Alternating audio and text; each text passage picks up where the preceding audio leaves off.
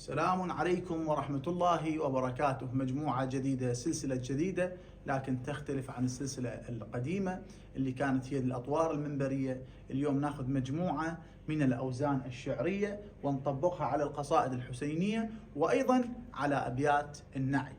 طبعا الأوزان الشعرية اللي تكتب عليها القصائد الحسينية كثيرة. ملاحظة قبل البدء بهذه السلسلة، أنا خادمكم مو شاعر، ولا راح أنطيكم دروس هي للشعراء، يعني تجي تفعيلات وهنا فتحة وهنا ضمة والفاء والتاء والهاي، كلها هذه للشعراء حتى يكتبون ضمن. احنا نريد شنو نريد؟ اللي نريده الزبدة، مثل ما يقولون. الزبدة هي شلون أعرف القصيدة، هذه القصيدة يا وزن، شلون أعرف هاي القصيدة عليها من كتبها الشاعر. هاي الطريقة أنا راح أوصلها لك وأخليك أي أبيات شعرية تشوفها تعرف وزنها. فهو هذا المطلوب من دراستنا لهذه الأوزان. احنا كرواديد وكقراء شلون نعرف الأوزان هذه. أما الشعراء لا، يطبقون العروض على الشعر، وكل حرف كسرة وفتحة وضمة، وهذه هم مختصين بها، احنا ما مختصين بها. لكن أنا وياكم راح نعرف شلون نقدر نشوف القصيدة نعرفها يا وزن. طبعا أوزان كثيرة، حبيت أنه أبدأ بوزن الموشح. وزن الموشح من الأوزان اللي يكتبون عليه قصائد كثيرة، وأبيات نعي كذلك تصير على، هم تصير نعي وهم تصير لطمية. يعني أنت عندك رادود تقدر أبيات اللطم تسويها نعي، وأبيات النعي تقدر تسويها أبيات لطم بهذا الوزن اللي هو وزن الموشح. تفعيلة هذا الوزن، طبعا الشعراء يقولون أنه هو مشتق من بحر الرمل، وأكو بحور كثيرة وكل بحر بمجموعة من الأوزان. احنا للمعلومة أو للمعلومة العامة مثل ما يقولون، لكن تفعيلة وزن الموشح هو فاعلات فاعلات فاعلات، فاعلات فاعلات فاعلات. هذا عندنا مجموعة تنعاد مرتين. كثير من القصائد على هالتفعيلة. عندنا ملاحظتين انه انا من خلالهم اعرف هاي القصيدة ان كانت موشح او غير موشح، اطبقها على كل القصائد اللي اشوفها اقراها قبالي. اما على الاذن السمعية اشوف انه هذه الابيات توالم هذه التفعيلات. هاي الطريقة الاولى، واعتقد قليل اللي ما يعرفون، والكثير اذنهم ممتازة ويقدرون يميزون. انا ما عرفت اميز. شلون راح اميز؟ اميز من خلال اللحن. يعني انا عندي مجموعة قصائد مكتوبة على وزن الموشح والها الحان، اجتني قصيدة ثانية، هذه القصيدة ما اعرف هذه موشح لو موشح، فاجيب الكلمات مالتها واعرضها على القصيدة اللي انا اسميه مفتاح الوزن. راح اخلي لي فد قصيدة مشهورة لحنها مشهور اسميه مفتاح الوزن.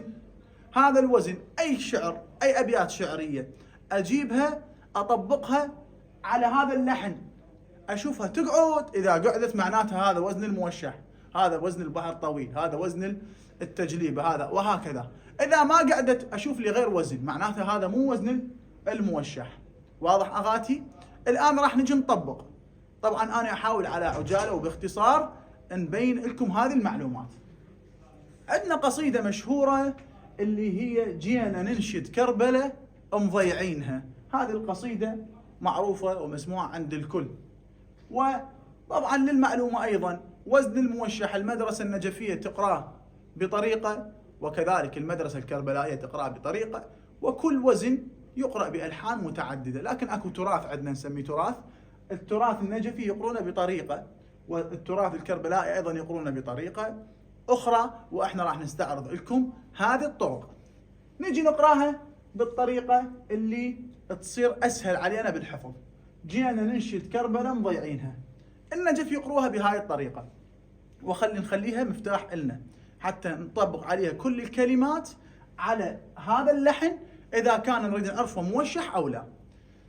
جينا ننشد كربلة مضيعينها، جينا ننشد كربلة مضيعينها، بها زينب قالوا وميسرينها، بها زينب قالوا وميسرينها. هذه قصيدة. عندنا هذا مقطع آخر من القصائد اللي هي على وزن الموشح. باب من جذوع وثجيلة وزن، لو هو تعلقع ترجنها رجن. وهكذا.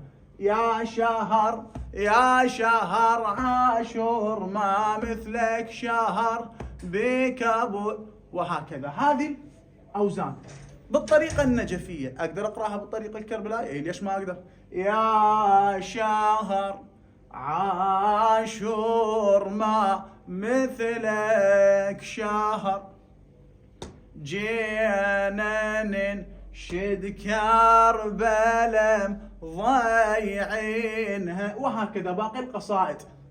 يصير انت هسه كمتلقي يا مفتاح يعجبك تخليه في ذاكرتك على اساسه تقدر تعرف وزن الموشح، فخير على خير. انت اللي اقرب الى اذنك وترتاح عليه خليه عندك. انا اعطيتك الطريقه الكربلائيه او الطريقه النجفيه. وبعد عندنا بالنزله، طبعا النزله النجف يصيحون الموشح النزله يصيحوا له موشح. الكربلاء يقرون موشح نزله. يا شهر عاشور ما مثلك شهر. هذه هم طريقه يقرون عليها. هذه مجموعه من القصائد اقدر من خلالها اعرف وزن الموشح. بعد عندي النعي. اقدر اقرا نعي موشح؟ اي نعم اقدر اقرا نعي موشح. شلون؟ عندنا هاي قصيده: حسين يا ابن امي تراني ماشيه، وراح وقت الراضيه ومو راضيه. ارد اقراها بالنعي: حسين يا ابن امي تراني ماشيه. هذا طور من الاطوار اللي اعتقد اخذناه. حسين خويا طولت النوم، والله حسين يا ابن امي تراني ماشيه.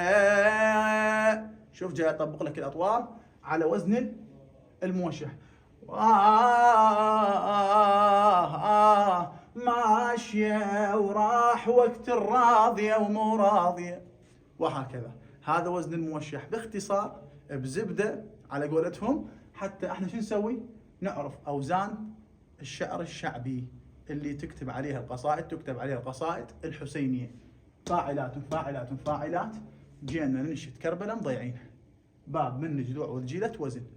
بالحلقات الاخرى راح نعرف انه احنا ذيك القصائد نجيبها نخليها على وزن الموشح، نشوفها تصير وزن الموشح او لا. هذه القصائد نخليها على التجليبه تصير لو ما تصير. وهكذا راح نعرف كل الاوزان الشعريه ان شاء الله. معذره على الاطاله، لكن حتى نوفي لكم بالشرح والمعلومه تكون عندكم واضحه. وتحياتنا لكم. لا تنسون انه تشاركونا هذا الاجر والثواب ببركه محمد وال محمد.